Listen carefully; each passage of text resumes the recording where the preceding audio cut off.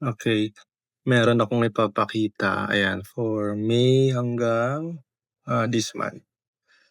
We have over 736 orders. Ayan, ito yung mga orders created namin tsaka cost per order. Yan, marami pang explanation yan kung paano natin papababain yung cost per order, pero kayang-kaya pa yan pababain.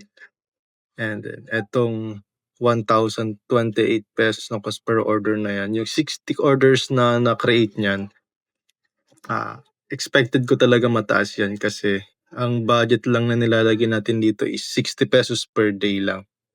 So ibig sabihin yung 60 orders lang yung na-produce ay for retargeting tsaka repeat orders. So okay lang na hindi siya mag-produce ng maraming orders. And then etong 9 orders lang ang na-produce, kaka-start ko pa lang yan, meron akong tinetest.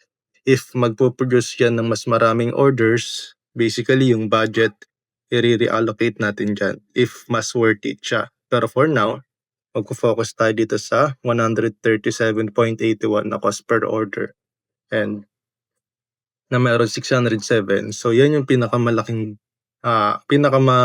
budget na dapat tayong mag-allocate. Yan lang.